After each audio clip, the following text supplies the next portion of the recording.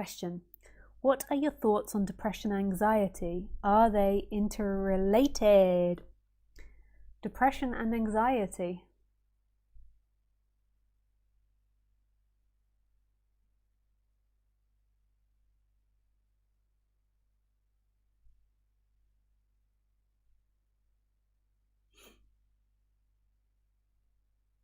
I don't know in the end. You know, I've learned all these things.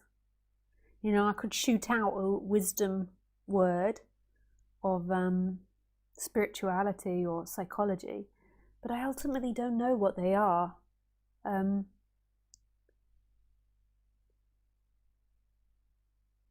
feel like there's maybe two different types. There's like a physiological type that comes with the body. Like, I think if your organs become off balance, so if you're dying or something, or you're really ill, or like got autoimmune or lack of sleep, I think this can like create chaos with the system and can create like anxiety or panic. But it's not really psychological. It's a physiological thing, and maybe there's a similarity of that with depression. But I think a lot of anxiety and depression, which is experienced in our society, is psychological and is related to seeking and being disconnected from who you truly are,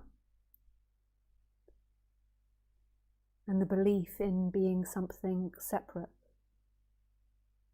That who you are is something time bound. So it's kind of your whole reality becomes like a head, like a walking head, and you're living reality through your narrative of what's happening.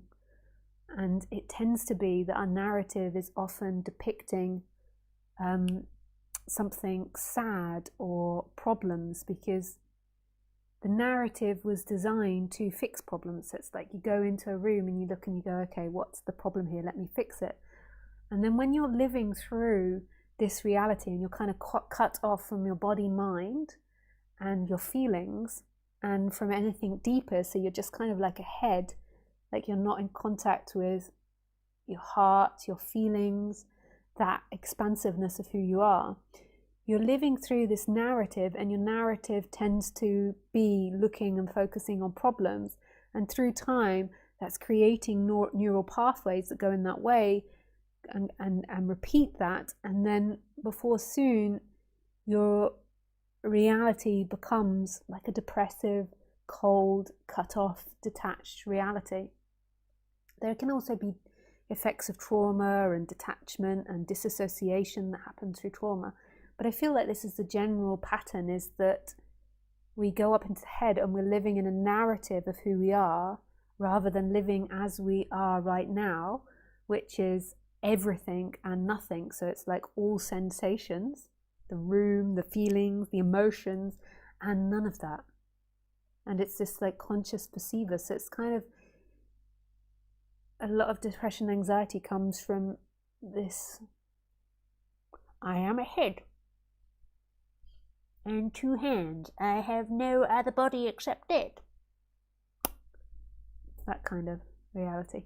But it's also really complicated, and I do appreciate that there can be physiological things that happen that cause that. Like, my body's been going through some changes because I'm so young. I am, going through the woman's change, as you do when you get to my age, my young age. That's the joke. Dependent on the scale, if you're, in your 70s, I am. Like, oh, to go through menopause, so young she is.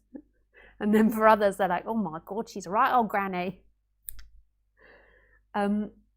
So, like, when you begin to go through that, you realize, like, the system of the body is also very complex, And, when hormones fluctuate and then cause other things to happen in your body, there can be interesting.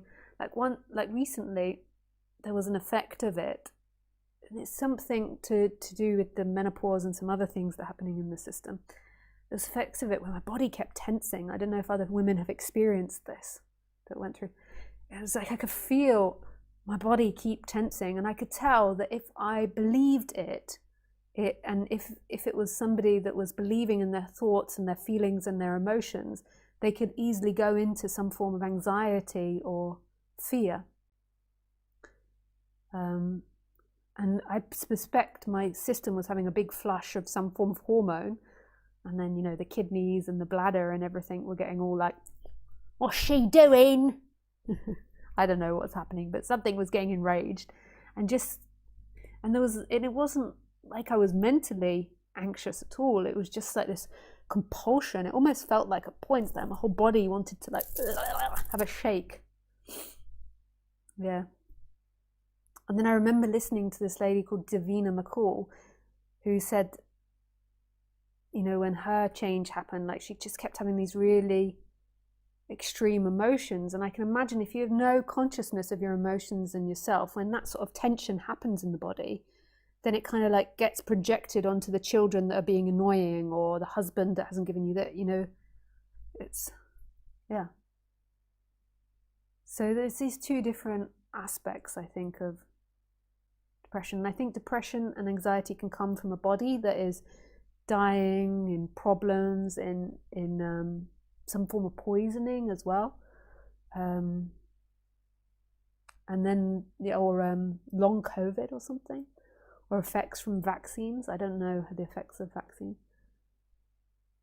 but you hear about it often. And then there can also be the one where it's because you're so cut off from everything that's happening, you're just living in the narrative of you, and you're not in contact at all with actually your authentic self on the human level and on the absolute.